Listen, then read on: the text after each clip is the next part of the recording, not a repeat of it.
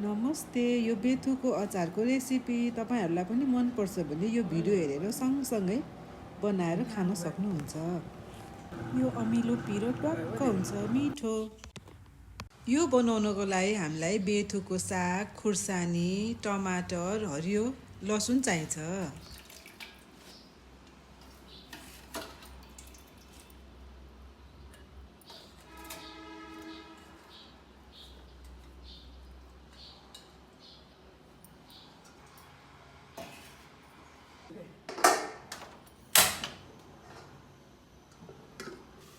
यो साग उसिन्नलाई 10-12 मिनेट भए पुग्छ।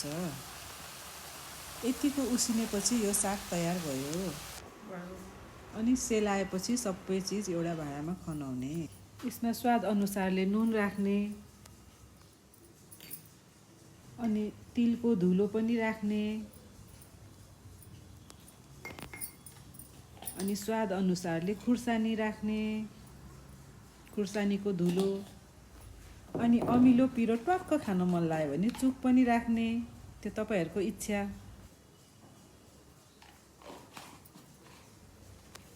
अनि हरियो लसुन, डल्ले खुर्सानी पनि राख्ने।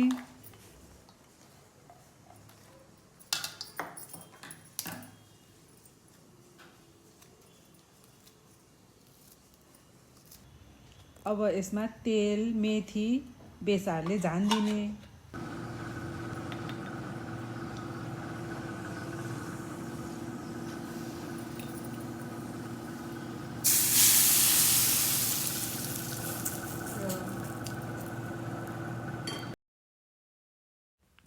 अब सफा हातले सबै सामग्रीलाई मुस्ने। मलाई चाहिँ सफा हातले मुसेकै मिठो लाग्छ अचारहरू।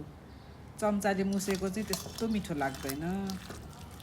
अब सबै सामान मुसेपछि हेर्नु त कति राम्रो देख्यो। अब तयार भयो बेथुको अचार।